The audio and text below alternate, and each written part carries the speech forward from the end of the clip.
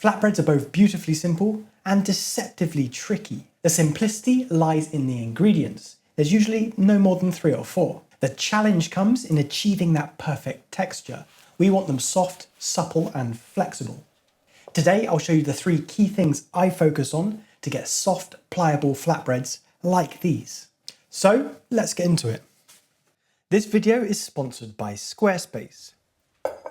To get started, I'm adding 300 grams of bread flour to this mixing bowl, following that with 180 ml of water and 6 grams of salt. Then, using a dessert spoon, I'm mixing that together. This ratio of flour to water is going to give me around a 60% hydration. This is a good place to start, particularly with flatbreads, because I'm going to have to roll them very thin later, and if I make a dough that's too wet, the rolling will just be a nightmare. Okay, so the dough at this stage is formed into rough, shaggy clumps. Then I go in with a wet hand to bring it all together. Using a hand that's wet just helps the dough to not stick so much to my fingers. Once it looks something like this, I'm covering it and I'm going to leave it to sit for around 30 minutes to rest, and more importantly, to hydrate the flour. 30 minutes later and this dough looks basically the same. So out onto my worktop, a very light dusting of flour if it feels slightly sticky, and I'm going to work this dough for 2 to 3 minutes, just to develop a little gluten. I don't want to go too far with this kneading step, because it will make my life harder later when I come to roll it into a flatbread. No more than 3 minutes of kneading by hand. There are a lot of kneading techniques. I personally like this one, because it uses both arms equally. So I've only called this a flatbread so far. There are so many variations out there from different parts of the world, and they're all so similar. So I'm going to stick to just calling it a generic flatbread, rather than saying one specific type from one specific region. Once my dough is looking something like this, I'm ready for the next step. Notice how the surface of my dough is still quite textured with dips and peaks. This is a good sign that I haven't worked the gluten too much. If it was smooth, like how a pizza dough looks, then I'd be worried about my rolling step in a moment. So I'm just dividing it into 6, and then I'm rolling them into balls. Once I've got all 6 rolled, I'm covering them with a damp tea towel. And I'm just going to leave them to rest for 10 or 15 minutes, whilst I get some of my other stuff together for the next step. These little intermittent rests just help to relax the dough, which makes shaping it much easier. 15 minutes later, it's time to start rolling. And to get a circle shape, it's actually quite easy. It's just about following the right steps. So I'm lightly flouring the worktop and the top of the dough as well. Then I push the ball down to get that circular shape started. Then, using my rolling pin, I'm only going to roll the middle 3/4 of the dough. So I'm not rolling all the way to the top and bottom edge. I'm leaving this kind of lip here and here. Then spin it around 60 degrees and repeat that exact process. So if I were to spin 90 degrees each time, then I would naturally end up with more of a square shape, because I'm only turning the dough 4 times to do a full rotation. So turning 60 degrees, or 6 times for a full rotation, naturally helps to push the dough into a circular shape. And not rolling all the way to the edges just helps to keep them from getting misshaped or over-rolled.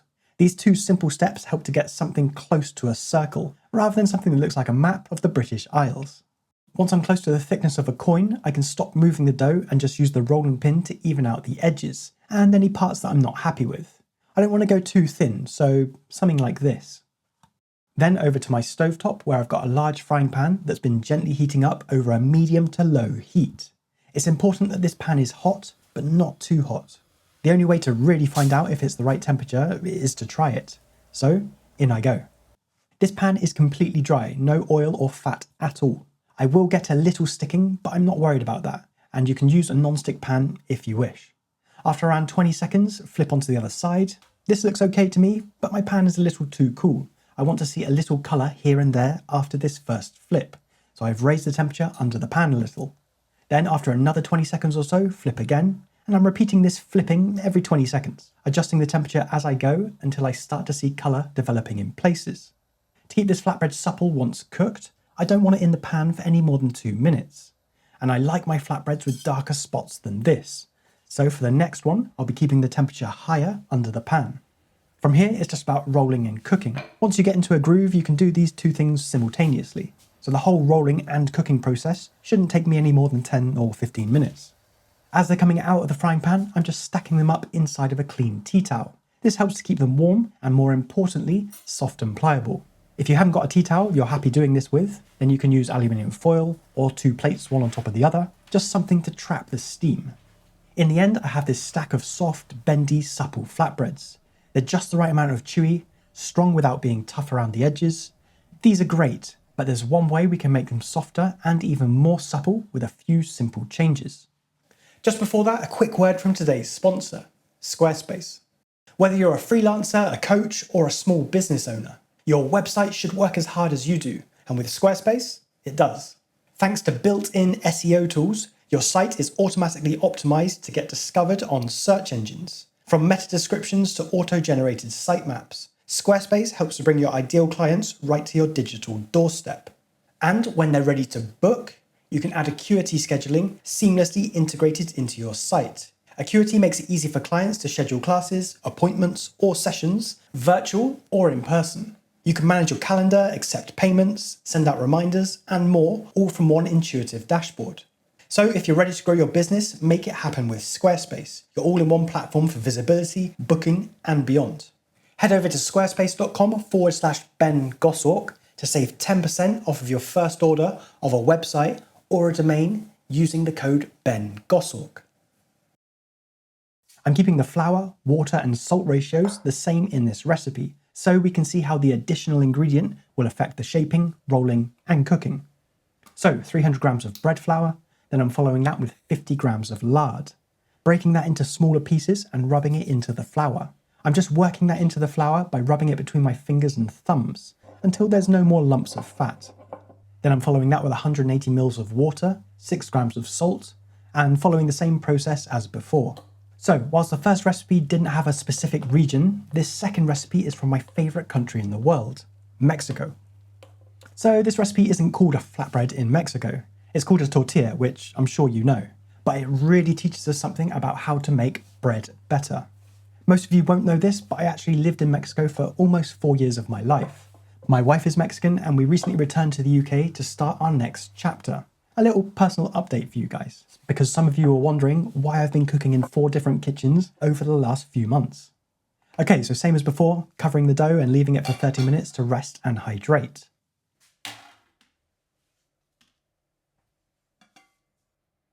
Half an hour later, and I can already see that this dough looks and feels a lot softer. This is going to be great for a supple flatbread, but it's probably going to be harder to handle and roll out. So it kind of gives with one hand and takes with the other.